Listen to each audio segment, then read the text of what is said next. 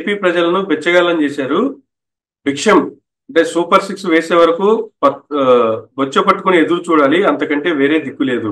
Comedy ఏంటంటే మమ్మల్ని బిచ్చగాళ్ళను చేయండి అని ప్రజలే వారికి అవకాశం ఇవ్వడం. ఇది మీరు ఒక పోస్ట్ పెట్టారు.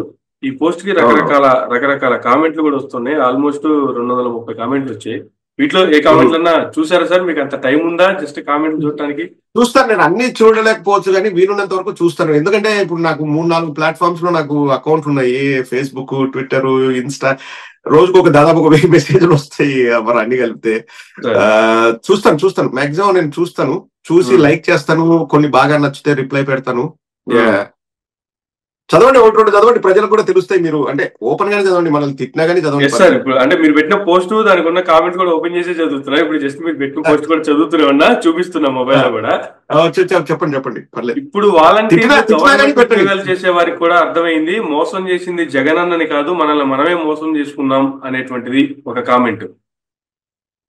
ప్రజలు ఏం తప్పు చేయలేదు బ్రదర్, అది గుర్తుపెట్టుకోండి. ఇక్కడ జరిగింది ఈవీఎంల ట్యాంపరింగ్, అంతవరకే. ఆ గోల్మాల్ గురించి అందరికీ అర్థం కావట్లేదు. దయచేసి ప్రజల్ని తప్పుగా అర్థం చేసుకోకండి. ఇది ఇంకొక అతను పెట్టినటువంటి కామెంట్. ట్రూ అన్న, పేదవాడు బాగుండేవాడు జగనన్న టైంలో, చంద్రబాబు వచ్చాక ఎవరూ బాగోలేదు, రాష్ట్రానికి అన్యాయం జరుగుతుంది. ఇట్లా దాదాపుగా ఏపీ ప్రజలు శాంతి కోరుకునేవారు అనేది పాత మాట. ప్రజలలో చాలా మార్పు వచ్చింది. కారణం తప్పుడు మీడియా. రక్తపాతానికి గుర్తు ఎరుపు. అలాంటి ఎర్ర పుస్తకం చూపించి అందరినీ వేస్తామని బహిరంగంగా చెప్పిన వాళ్ళని ఓడిస్తారు అనుకుంటాం, కానీ వాళ్ళనే గెలిపించి మేమే హింసనే చూడాలనుకుంటున్నామని పర్మిషన్ ఇచ్చారు ఏపీ ప్రజలు. ఇలా రకరకాల కామెంట్లు వస్తూ ఉన్నాయి. ఈ కామెంట్లు విన్నప్పుడు వీటికి మీరు ఇచ్చేటువంటి సమాధానం కావచ్చు, లేదు మీకు వచ్చినటువంటి కామెంట్లకి మీరు చెప్పే వివరణ కావచ్చు ఏంటంటే 80% అండి, లైక్ 80 కాదు 95% వాళ్ళు చెప్పిన మాటలతో నేను ఏకీభవిస్తాను. ఇప్పుడు ఆ వ్యక్తి ఒకడు అన్నాడు చూడండి, మీరు ప్రజలు తప్పు పట్టొద్దండి ఈవీఎంలది అదే అంటే, నేను 100% నేను అంగీకరించాలి, తప్పదు. ఎందుకంటే ఒక సామాన్యుడికి కలిగిన అనుమానం అది. కొందరు ఏమనుకుంటున్నారంటే, ఇప్పుడు ఎర్ర పుస్తకం చూపిస్తే మనుషులు మారారు అంటే, రక్తం ఎర్ర పుస్తకం ఎరుపు దేనికి సూచిక? రక్తానికి. సో రక్తం ఏర్లై పారుతుంది అనేది చెప్పకనే చెప్పారు. చాలా వాల్యుబుల్ మెసేజెస్ అండి. మీరు చదువుతుంటే, నేను చదవడానికంటే కూడా మీరు చెప్తుంటే వింటుంటే ఇంకా నాకు ఎఫెక్టివ్ గా అనిపిస్తుంది. అది వాస్తవాలండి. ఎందుకంటే అవి ప్రజల గుండెల నుంచి వచ్చేటివి. వాళ్ళు ఏమి రాద్దామన్నది కాదు, మనం ఏదైనా చెప్పినా ఒక మాట్లాడినా స్పందించి వాళ్ళు రాస్తారు. సో దానికి చాలా శాంక్టిటీ ఉంటది, అర్థం పరమార్థం ఉంటాయి. ఇప్పుడు ఆయన అనింది ఏంది, నేనేమన్నాను లాస్ట్ లో, ప్రజలే మమ్మల్ని బిచ్చగాలు చేయండి అని వాళ్ళకి అవకాశం ఇచ్చినట్టు. అది ఏ ఉద్దేశంతో అన్నానంటే, ఇప్పుడు నెక్స్ట్ 5 ఏళ్ల తర్వాత ఇచ్చినా మనం హెల్ప్లెస్ అండి. మనం ఏం చేయగలం? ఈ రోజు నుంచి ఇవ్వాలి, జూన్ 4, 2024 నుంచి ఇవ్వాలి, జూన్ 4, 2028 ఇస్తా అన్నా మనకు దిక్కులేని పరిస్థితి. మనం అంటే లిటరల్ గా అది వాడుక భాషలో ఏంటంటే ఇంకా బొచ్చ పట్టుకొని వెయిట్ చేయాలి. ఎందుకంటే మనం ప్రశ్నించినా, మనం ఎప్పుడు ప్రశ్నించగలం? ఓటేసేటప్పుడే ప్రశ్నించగలం. నేను అందుకనే చెప్పేది, నేను ఇంతకుముందు 3-4 ఏళ్ళ నుంచి వీడియోలు చేసినా, నేను ఏ రోజు కూడా వైఎస్ఆర్సీపీకి ఓటేయండి అని చెప్పలే. మంచి ఆలోచన చేసి, ఏది మంచి అని ఆలోచన చేసి ఓటేయండి. ఇక్కడ క్రెడిబిలిటీ అనేది చాలా ఇంపార్టెంట్. Credibility matters. ఆ నాయకుడికి క్రెడిబిలిటీ ఉందా లేదా, చెప్పినవి చేస్తాడా లేదా, ఆలోచించి వేయండి అని చెప్పా. ఈవీఎం గోల్మాల ప్రజల ఆలోచనలో మార్పు వచ్చిందా, తాయిలాలకు ప్రలోభాలకు వారు లొంగిపోయారా అన్నది మనం కామెంట్ చూస్తే డిఫరెంట్ కామెంట్స్ వస్తాయి. దాంట్లోనే మనకు అర్థమవుతుందండి. అంటే people are biased. Outright గా తెలుగుదేశం రావాలని ఎవ్వరూ ఆలోచించలేదు. ఆ వేవ్ లేదు, అసలు ఆ ప్రజల్లో ఆలోచన కూడా లేదు. ప్రజల ఆలోచన సరళికి వ్యతిరేకంగానే ఈ ఫలితాలు వచ్చాయని మనకు అందరికీ తెలుసు. అది మనం అందరం యాక్సెప్ట్ చేయాల్సిందే, దాన్ని ఎవరు కాదని లేని సత్యం అది. ఎందుకు వచ్చినాయి అన్నదే నెక్స్ట్ ప్రశ్న. నేను అందుకనే ఇప్పుడు ఏం చెప్తున్నాను, బిచ్చగాలం చేశారండి. ఇప్పుడు ఒకసారి వాళ్ళకి అధికారం వచ్చిన తర్వాత మనం ఎంత మొత్తుకున్నా, ఎంత అరిచినా, గీ పెట్టినా ఏమి జరగదు. ఇప్పుడు ఎలక్షన్ అయిపోయిన మరుసటి రోజే 500 కోట్ల హెరిటేజ్ కు లాభం వచ్చింది ఆ సంస్థకు అని చెప్పేసి మనం కూడా చూసాం పత్రికల్లో. నాకు ఆ షేర్ మార్కెట్లు, ఆ స్టాక్ మార్కెట్ల మీద అంత అవగాహన లేదు కానీ పేపర్లు అయితే చూసాం. వాళ్ళు పూర్తి రీచ్ అయ్యారు. ఇప్పుడు చంద్రబాబు నాయుడు, ఇది చాలా ఇంపార్టెంట్. మరి కావాల్సింటే మళ్ళీ సపరేట్ క్లిప్పింగ్ పెట్టేసి ఒక చిన్న వీడియో రిలీజ్ చెయ్యి.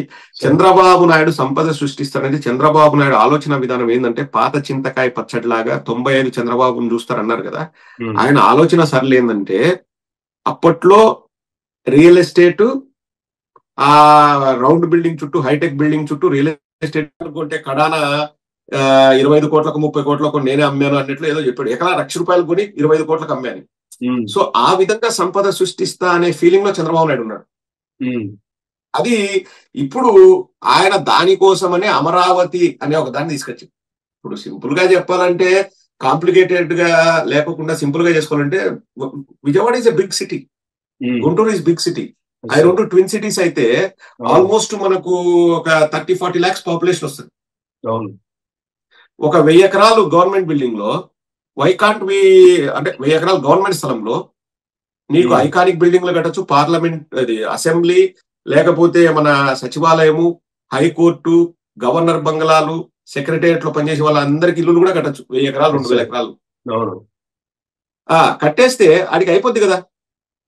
అది కూడా విజయవాడకి గుంటూరుకి మధ్యలో నాగార్జున యూనివర్సిటీ దగ్గర హైవే మీదే దాదాపుగా 5,000 ఎకరాల గవర్నమెంట్ స్థలాలు ఉన్నాయనేది కూడా రికార్డులు చెప్తున్నటువంటి పరిస్థితి.